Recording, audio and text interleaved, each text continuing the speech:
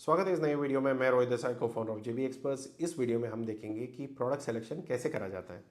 तो क्या क्या चीज़ें हैं जो हमें दिमाग में रखना होता है जब हम कोई प्रोडक्ट सिलेक्शन कर रहे हैं। पहली चीज़ हमें ये पता होना चाहिए कि हम किस चीज़ के बारे में जानते हैं।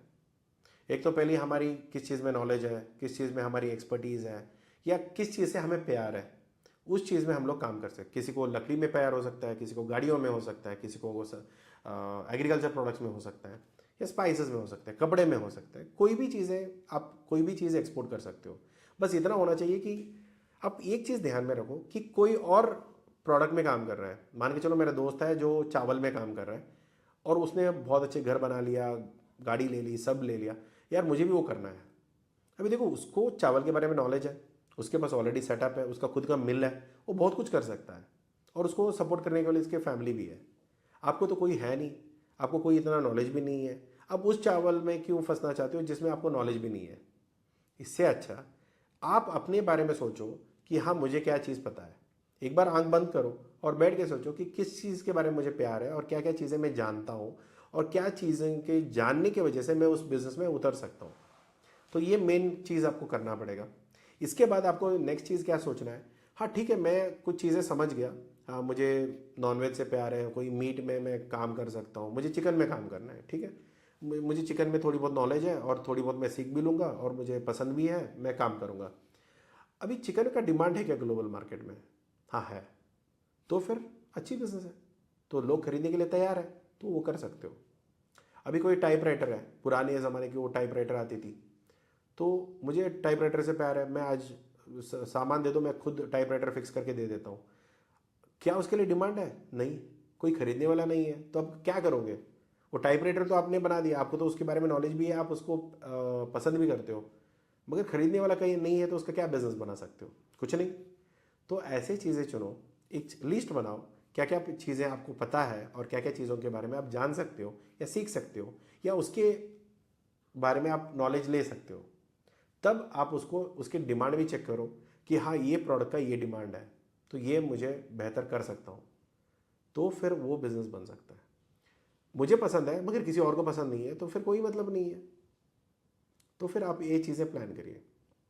आपको पता होना चाहिए कि ग्लोबल डिमांड कितनी है, और टारगेट मार्केट कौन सी है, फिर उसके बारे में यूनिक क्या है, कि अगर मैं काम करना शुरू करूँगा इसमें यूनिक क्या है, इसमें क्या मैं अलग चीज़ कर सकता हूँ, मार्केट में जो मिल रही है उससे अलग क्या हो सकता है, राइट। दूसरा होता है प्रॉफिटेबिलिटी। अभी मैंने सेलेक्ट भी कर लिया, मुझे कुछ पसंद है, मुझे पेन पसंद है, मैंने पेन चुन लिया और ये ग्लोबल डिमांड में है, हाँ लोगों को पसंद भी है, मगर इसमें दिक्कत है कि कंपटीशन इतना ज़्यादा है कि इसमें प्रॉफिट नहीं बचा। तो प्रॉफिट नहीं है तो फिर क्या बिजनेस करोगे? तो एंड ऑफ द डे हम लोग बिजनेस तो प्रॉफिट के लिए करते हैं ना, वरना तो हम लोग उसको चैरिटी बोलते हैं, बिजनेस थोड़ी ना बोलते हैं। चैरिटी का मतलब दान देना। अभी किसी को अगर प्रॉफिट नहीं है, या अगर आप मान के चलो, अभी आजकल काफ़ी लोग ऑनियन में काम करते हैं, प्याज में। तो अभी प्याज में जब काम करते हो तो आपने नासिक से उठाया, दुबई भेज दिया, और पता नहीं वो लॉस लॉस में जाने वाला है या प्रॉफिट में जाने वाला है।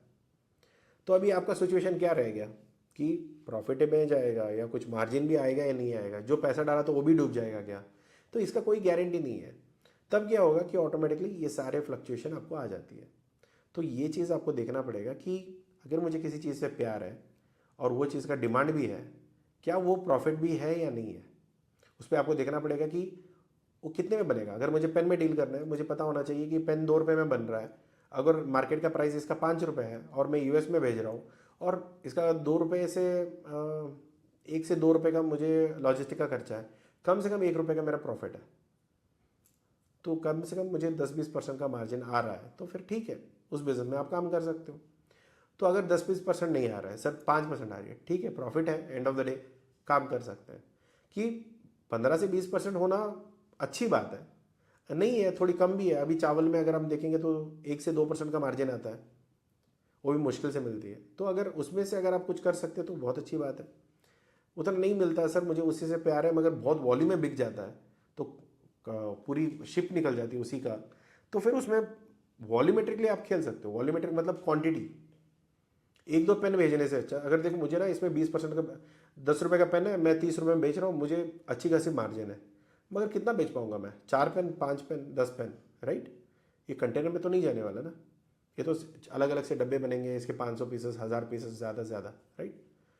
कभी कभी ये चीज़ें आपको देखना होगा कि मार्जिन डिपेंड भी करता है कि ये क्वांटिटी बेस्ड बिजनेस है क्या प्रॉफिट बेस्ड बिजनेस है।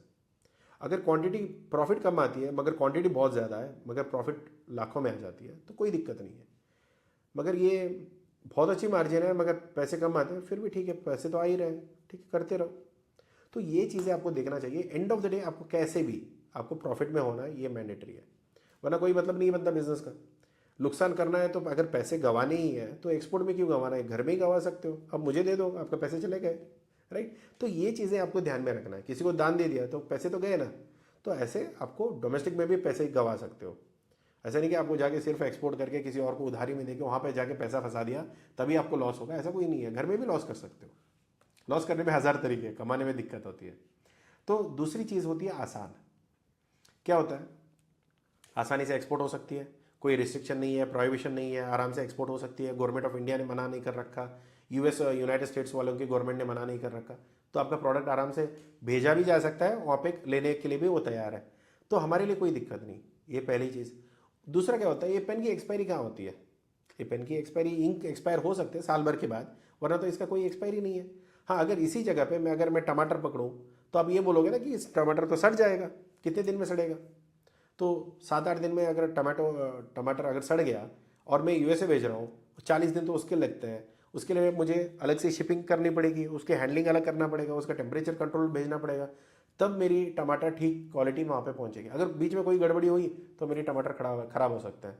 तो इतने सारे चक्करों में आपको क्या लगता है सेफ। अभी मैं शुरू कर रहा हूँ, अभी मुझे सेफ खेलना है, अभी इतना नहीं करना है कि इतना बड़ा रिस्क नहीं लेना है जहाँ पे मेरा पूरा घर बिक जाए। तो इससे अच्छा आपको क्या करना है, जो क्वांटिटी जिसकी शेल्फ लाइफ नहीं है, मतलब मान के चलो अगर आप अचार में भी काम करते हो, उसका भी शेल्फ लाइफ 6 महीने से साल भर का निकलता है, तो ऐसे प्रोडक्ट में काम करो जिसकी शेल्फ लाइफ 1 महीने के ऊपर है। कि ऐसा नहीं हो कि 4 दिन का प्रोडक्ट है, अगर 4 दिन के अंदर वो माल वहाँ पे नहीं पहुँचा तो मेरा माल तो सड़ जाएगा और उसका पैसे गए और क्लाइंट उसका पैसा नहीं देगा। अगर ऐसा है तो फिर आप दिक्कत में फंसोगे।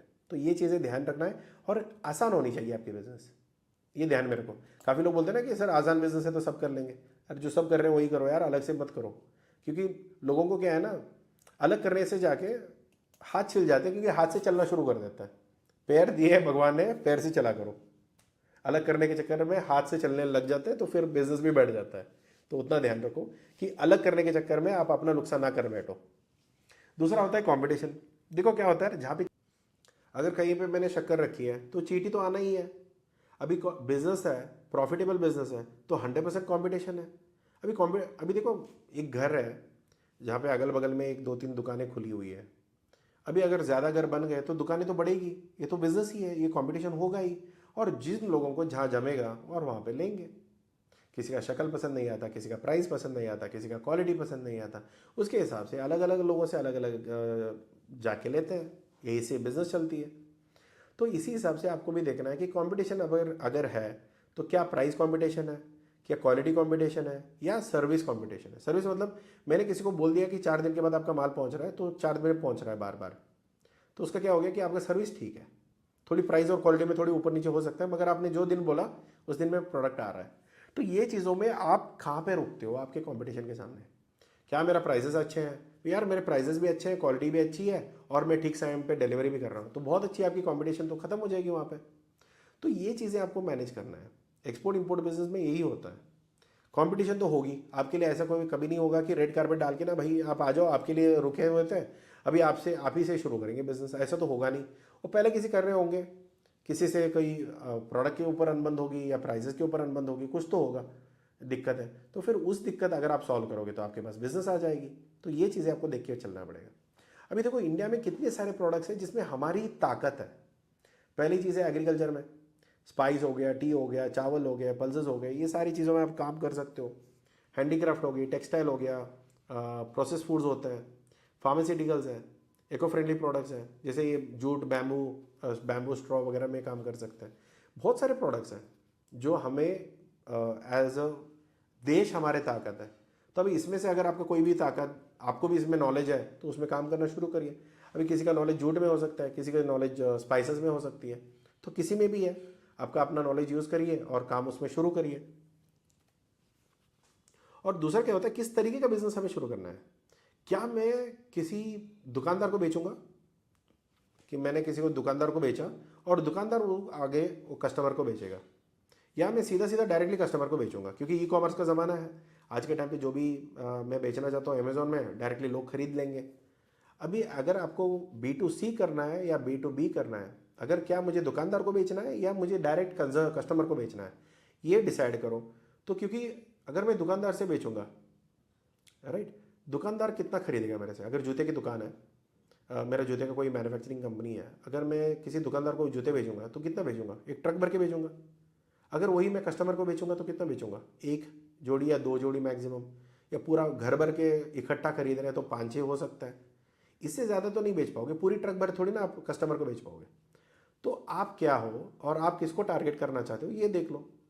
दोनों कर सकते हैं कि हाँ बिल्कुल कर सकते हैं, इसमें कोई भी दिक्कत नहीं है। आप दुकानदार को ट्रक भर के भी भेजो और खुद का भी एक शॉपिफाई वेबसाइट या अमेजोन में लिस्ट कराओ, फिर वहाँ पे बेचते रहो, उसमें भी कोई दिक्कत नहीं है। और दूसरा, अगर कोई ऐसा कंपनी आई जो बोलते हैं सर आपके जूते तो बहुत सही है, आप मेरे नाम पे बना के दे दो, अगर आप वो प्रोवाइड करते हो। क्योंकि देखो क्या होता है ना, आपके नाम पे तो जो, अगर आपका बड़ा ब्रांड है तो मैं डिस्ट्रीब्यूशन ले लूँगा, डीलरशिप ले लूँगा कोई भी देश में। अगर आपकी उतनी बड़ी ब्रांड नहीं है, आपकी खुद के नाम पे अगर आप छापवा के बेच रहे हो, तो क्या मैं आपकी चीज़ों को क्यों बेचूंगा एज ए एक्सपोर्टर या इंपोर्टर। मैं आपके प्रोडक्ट का क्यों प्रमोट करूँगा, कल जाके आप मुझे रिप्लेस कर दोगे। तो इससे अच्छा कि मैं अपने नाम से करूँगा और मेरी ब्रांडिंग मेरी प्रमोशन में करता रहूँगा। तो तब अगर आपको वाइट लेबल करनी है किसी और के नाम पे नाम छपवाने को हम लोग वाइट लेबल बोलते हैं। अगर वाइट लेबलिंग सर्विसेज अगर आप प्रोवाइड करते हो तो बहुत अच्छी प्रोडक्ट है, बहुत अच्छी बिजनेस वहाँ पे बन जाएगी।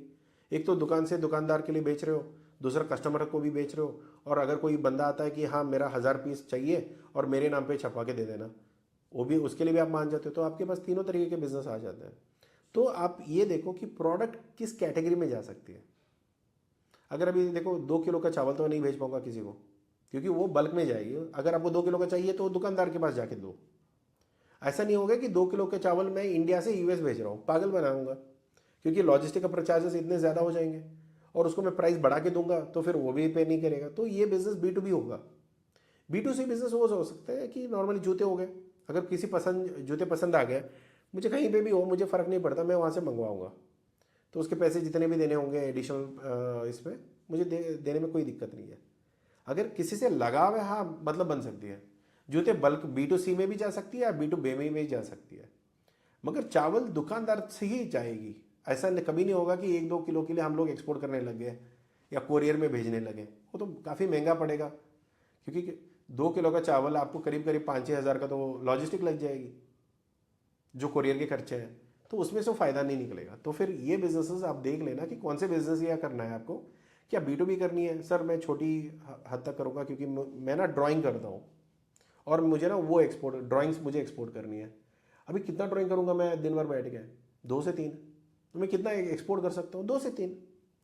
पूरी महीने भर अगर मैं बैठ के 90 भी ड्राइंग मैंने बना लिया, 90 ड्राइंग को मैं इकट्ठा ही एक्सपोर्ट करना चाहता हूँ किसी मर्चेंट से, तो फिर आप कर सकते हो। नहीं, ये अलग अलग लोग हैं, मैं यहाँ पे मेरे वेबसाइट में डालता हूँ, जिनको जो खरीदना है खरीदे और उसका जो खर्चा पड़ेगा उनको देना पड़ेगा। हाँ, अगर किसी को जो पसंद आ गया वो अलग अलग से खरीद लेते हैं, उसमें भी कोई दिक्कत नहीं है। तो ये बिजनेस आपको जानना है कि क्या किस तरीके के बिजनेस में आप उतर रहे हो, तभी उसी हिसाब से आपको प्रोडक्ट सिलेक्शन करना पड़ेगा कि हाँ ये बड़े पैमाने में अगर हम कर सकते हैं या ये छोटे पैमाने में बिजनेस बनेगा। दूसरा क्या है कि स्टार्ट करने में आपको छोटा शुरू करना है, क्योंकि क्या होगा, अगर थोड़ा हल्का गिरे आप उठ सकते हो, अगर कहीं बिल्डिंग से कूद गए तो ख़त्म ही हो जाओगे। तो इससे क्या है ना कि छोटी छोटी गलतियां होने से कोई प्रॉब्लम नहीं है। जब आप एक्सपोर्ट बिजनेस में उतर रहे हो, छोटी गलतियां करो, कस्टमर को भेजो, पसंद आए ना आए वो बताएंगे कि उनको क्या पसंद नहीं आया, आप दोबारा उसको वर्कआउट करोगे, फिर उसको दोबारा भेजोगे, फिर उनसे बात करेंगे, फिर उनको रेगुलरली छोटी छोटी अमाउंट में या छोटी छोटी सैम्पल्स में आप एक्सपोर्ट करते रहो। फिर एक बार आपको समझ में आ जाता है कि हाँ ये प्रोडक्ट परफेक्ट है, अभी मुझे बड़ा बिजनेस करना है। काफ़ी बार ऐसा होता है कि एकदम कूद जाते हैं, फिर दिक्कत हो सकती है। बड़ा करो बिजनेस, मगर शुरुआत छोटे से करना है। तो देखो क्या होता है ना कि जब कोई भी बच्चा बड़े शुरुआत में भागना शुरू नहीं करेगा, वो चलना शुरू करता है। और ना अभी खड़ा होगा गिरेगा, फिर खड़ा होगा गिरेगा, चलना सीखेगा, फिर भागना सीखेगा। पहले ही भागने लगे तो मुंह के बल गिरोगे, फिर उसके बाद उठ नहीं पाओगे या दांत मुंह सब तोड़ के बैठोगे, फिर बड़ी दिक्कत हो जाती है, राइट। तो ये चीज़ें आपको बेसिक कॉमन सेंस में आपको बिजनेस में खड़ा करना है।